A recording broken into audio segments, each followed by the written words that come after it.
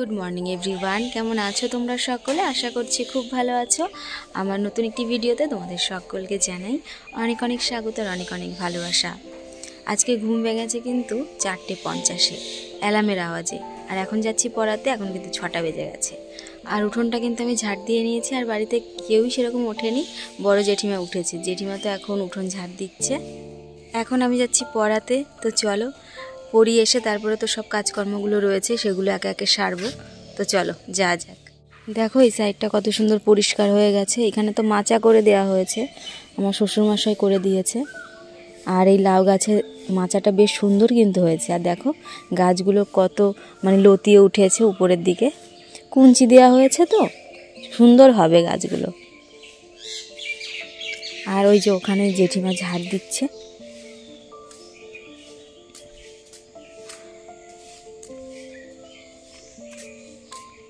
আমার শ্বশুরবাড়ি আর বাপের বাড়ি তো একই পাড়াতে, তো আমি যখন পড়াতে যাই আমাদের কুলতলার মন্দিরের সামনে দিয়েই যাই আমি।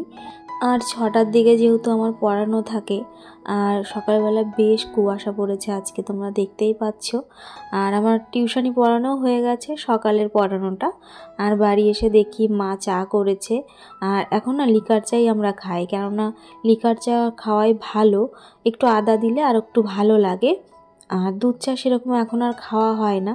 তো দেখো এখন একটু চা খেয়ে নিচ্ছি, আর তারপরে তো পরের কাজগুলো সারতে হবে।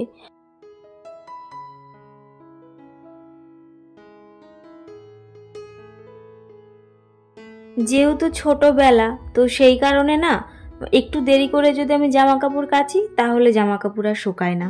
আর বেলা ওঠার সঙ্গে সঙ্গে যদি সকালবেলায় যদি আমি জামা কাপড় ভিজিয়ে দিই তাহলে জামা কাপড় তাড়াতাড়ি শুকিয়েও যায় আর ময়লাটাও বেরিয়ে যায়। গতকালকে জামা কাপড় একটু দেরি করেই ভিজিয়েছি, আর সেই কারণে শোকায়নি, সেগুলোই এখন একটু মেলে দিচ্ছি। আর সকালবেলায় তো ঘর ঝাড় দেওয়া হয়নি, আর এখন ঘরটা আমি ঝাড় দিয়ে নেব, আর তারপরেই কিন্তু রান্না বসিয়ে দেব।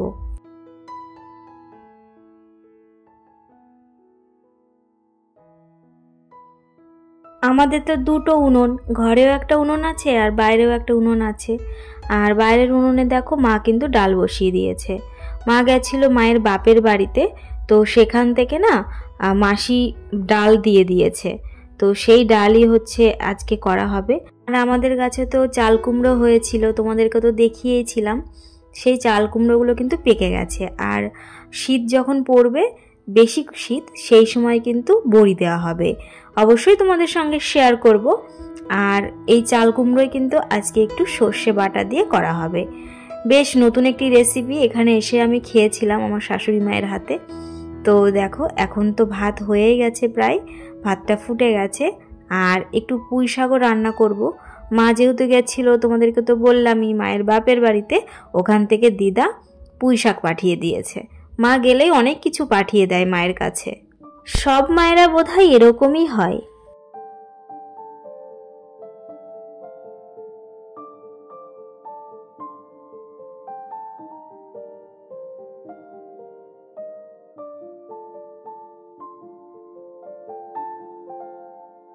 আজ না দুটো উনুনই জ্বালানো হয়েছে।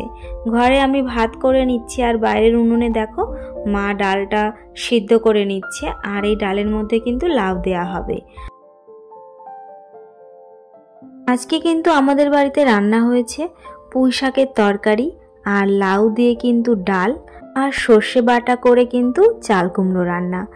এই রান্না দুটো কিন্তু আমার কাছে একদমই নতুন। ডালটা নামানোর আগে কিন্তু একটু গন্ধরাজ লেবু পাতা দেওয়া হয়েছে, এতে খেতেও ভালো লাগে আর গন্ধটাও ভালো লাগে।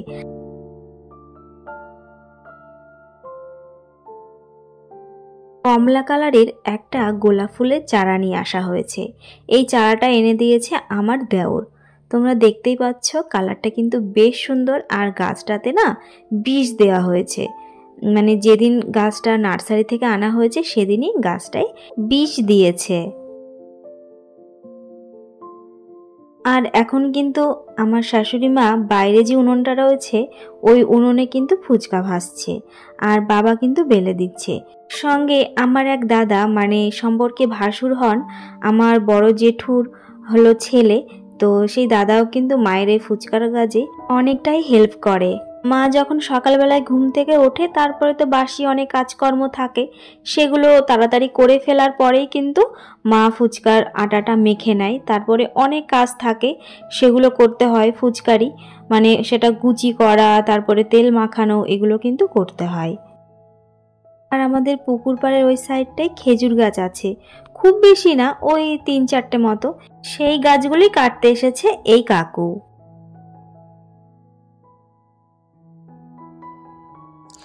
আজকে না খেজুর গাছ কাটতে এসেছে। আমাদের এই সাইডটা তো পুরোটাই মানে জঙ্গল, তোমরা দেখতেই পাচ্ছ। এই যে আমাদের পুকুরটায় নোংরাই ফেলা হয়, কেননা পুকুরে জলও থাকে না সেরকম, আর পরিষ্কার পরিচ্ছন্ন করাও হয় না সেই কারণে। আর ওই সাইডে যে খেজুর গাছগুলো রয়েছে, খুব একটা বেশি খেজুর গাছ নেই, ওই 2-3টে মতো গাছ আছে, 3-4টে। তো আজকে খেজুর গাছ কাটতে এসেছে। তো কাকু বলেছে 3-4 দিন মতো আসবে, মানে 3 দিন উনি নেবে খেজুরের রস, আর 1 দিন আমাদেরকে দেবে পুরোটাই। আর এই যে দেখো, এই যে একটা গাছ, এটা নারকেল গাছ, আমার হাজবেন্ড লাগিয়েছে। পুকুর পাড় দিয়ে অনেক গাছ ছিল আগে, বহুদিন আগে শুনেছি মায়ের মুখে প্রায় 50টার উপরে নারকেল গাছ ছিল। এখন আর ততটা নেই, এখন আছে ওই 25টা মতো নারকেল গাছ।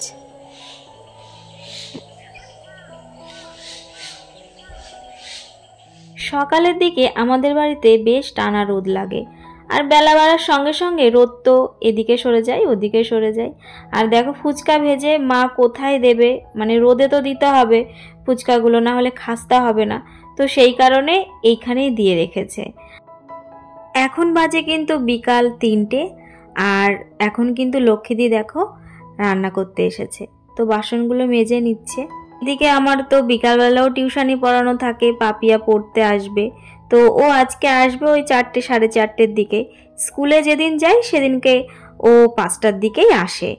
আর দেখো বাবার এখানে কিন্তু যে সামনে মানে প্লটটা রয়েছে, এই জমিটাও বিক্রি হয়ে গেছে, কিন্তু যারা নিয়েছেন তারা কিন্তু এখনো বাড়িঘর করেনি। তো সব ছেলেরা খেলা করছে ব্যাডমিন্টন। শীতকালে তো একটি প্রচলিত খেলা, সেটা হলো ব্যাডমিন্টন, সবাই খেলে। রাত্রেবেলা যখন বাবার এখানে মানে লাইট জ্বালানো থাকে, বড় লাইটটা, পুরো মাঠটা কিন্তু আলোয় আলোকিত হয়ে থাকে, তখনও কিন্তু এরা খেলা করে। এখন বাজে বিকাল 4:30। দেখো কীরকম অন্ধকার হয়ে গেছে বাইরেটা। আর আমার কাছে কিন্তু পাপিয়া পড়তে এসেছে, তো ও আমাকে আজকে এসে বলছে যে আমাকে একটু তাড়াতাড়ি ছুটি দেবে।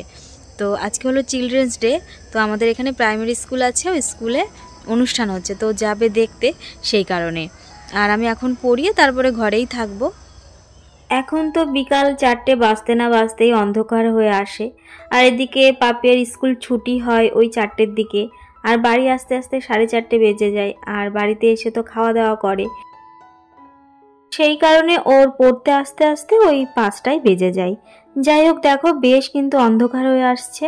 আর আমাদের যে এই কামরাঙা গাছটা রয়েছে, এটা প্রায় সারা বছরই ফল হয়, কিন্তু সিজন অনুযায়ী একটু বেশি হয় আর আনসিজনে কম হয়। দেখো টিয়া পাখি খেয়ে খেয়ে কিভাবে ফেলে দিয়েছে, মানে বড় হতে দেয় না কামরাঙাগুলো। আর কামরাঙাগুলো এত মিষ্টি, আমি কিন্তু খুব একটা পছন্দ করি না কামরাঙা, তবে মা বলছিল যে কামরাঙা নাকি বেশ মিষ্টি, আর আমিও একটু খেয়ে দেখেছিলাম, যদিও বড় হওয়ার আগেই টিয়া পাখি খেয়ে নেয়। যাই হোক, দেখো এখন কিন্তু সন্ধ্যা ঘুরে গেছে, আর পাপিয়ারও কিন্তু ছুটি হয়ে গেছে, আর ওর মা কিন্তু ওকে এখন নিতে এসেছে। আজকের ভিডিওটা কিন্তু এটুকুই, আর বেশি বড় করছি না। যদি তোমাদের আমার ভিডিওর কোনো কিছু ভালো লেগে থাকে, তো প্লিজ তোমরা আমার চ্যানেলটি সাবস্ক্রাইব করো আর আমার পাশে থেকো। দেখা হচ্ছে তোমাদের সঙ্গে পরবর্তী ভিডিওতে, ততক্ষণ ভালো থেকো, সুস্থ থেকো।